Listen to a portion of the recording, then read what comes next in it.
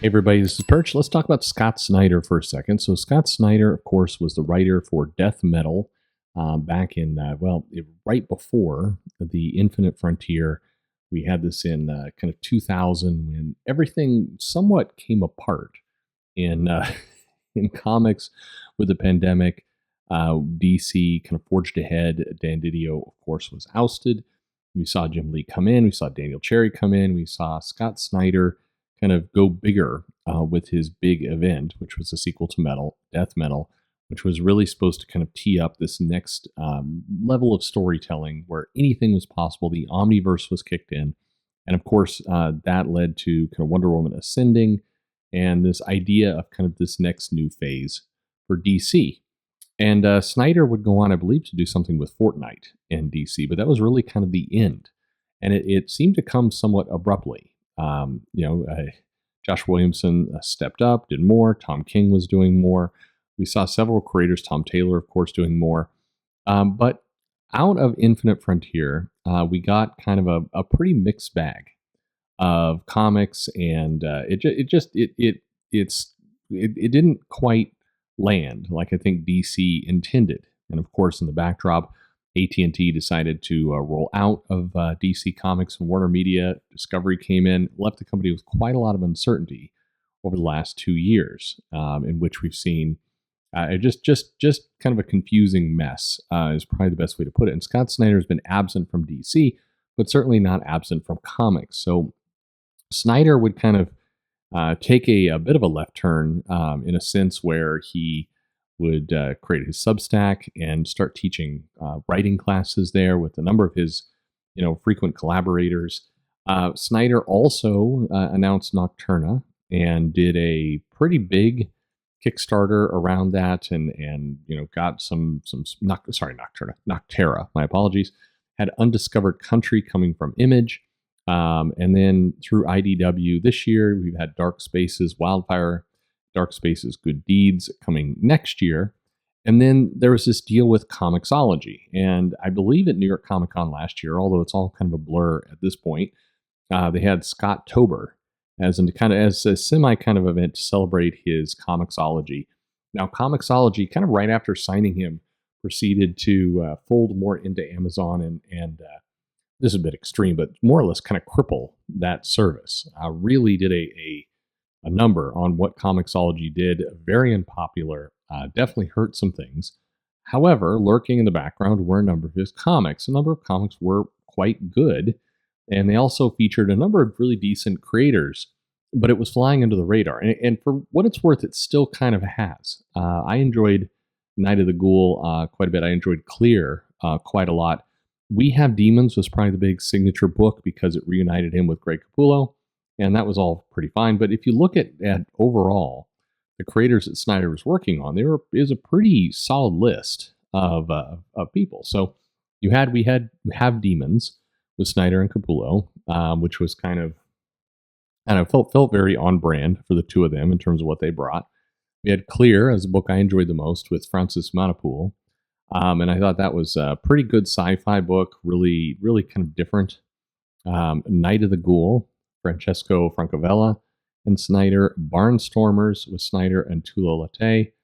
And that was set kind of as a World War throwback kind of comic, high-flying adventure, romance fuel.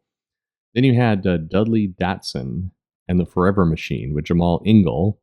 And then you had Canary, with Daniel Panosian. And then you had Duck and Cover with Raphael Albuquerque. And this was Snyder reuniting with his American Vampire buddy. And then recently you've had, not recent, but Book of Evil. And that was Snyder and Jock. Now, Book of Evil has some more recent news in the sense that there's a kind of a new trailer that just dropped, but also, and I think it was the intention of all these comics from the very beginning, the announcement that this book of that his comics actually landed a movie deal. So the Night of the Ghoul basically was announced to 20th Century Studios acquired the screen rights to Night of the Ghoul, and adapt, put a couple people on it. Now, acquiring the rights to it is far from actually getting a deal done, as many people have figured out. But it seems like there's a couple others. I mean, I'd heard a lot of talk that Book of Evil was going to get a deal. I heard that We Have Demons was something that people were looking at, and again, I enjoyed Clear quite a bit. So hopefully that leads to something. But coming out of the New York City Comic Con, there's tons of rumors that Scott Snyder signed an extension to Comixology Originals. And really, if you're Comixology, you kind of have to, because at this point, Snyder is kind of what they're hanging on to. Now, for what it's worth, also coming out of the show are a lot of rumors that Snyder is going to wind his way back at DC. And that would make some level of sense because DC hasn't, they have been struggling. Now, I think they are setting themselves up with this Dawn basic new, I keep saying it feels like Rebirth Light. It feels like a definitely kind of a return to that. They don't have the creators that they had. They don't have the same buzz that they had with Rebirth. And certainly I think you've got a lot of cynical fans. You had a lot of people who went all in on this as a transformation of DC that were later disappointed. So they're going to have to win back some fans the hard way. But definitely this entire kind of dawn of the DC universe and everything they're doing feels like a return to form, at least for that series. We'll see if they pull it off. But it would make sense that Snyder would be a part of that. Snyder has certainly done this independent work over the last year and a half or so, but he is definitely, I would say, thought of as a DC guy. And I think the general kind of speculation was it was not if, but when he would return. So, who knows? We'll see. I think that at this point, DC may be setting themselves up that they can have a writer or two come in, kind of do some signature work. But it's now been an extended length of time that Snyder has been kind of forging his own path, putting some of these books out there. And, hopefully for him, putting himself in kind of a Mark Miller situation where he's got a bunch of properties now that in theory could be shopped for movies. And that's the old dream of comics, right? Now, that's not panning out anywhere close to how it used to be. But because these are all pretty much free and clear, has some good creators on it, Snyder does write in a way that I think lends itself to movies if as kind of some of these series go. So, you could see something. The curious part to all this is you would assume that Comixology, of course, owned by Amazon, you would assume that Amazon would look at all of these as, basic IP generation for them. Certainly in whatever deal they're signing with Snyder, you'd assume that there is some level of right of first refusal or something along those lines. But at any rate, that's what's going on with Snyder. Like I said, tons of rumors coming out of New York City Comic Con about where he goes next. Sounds like there's an extension that's going on with Amazon, with Comixology. Some of these books now really starting to click. Also, of course, you do have, I gotta believe that Undiscovered Country is wrapping itself up at some point. If you've been following along in that series, it's with Charles Soule and Snyder, it feels like it's heading to some level of conclusion.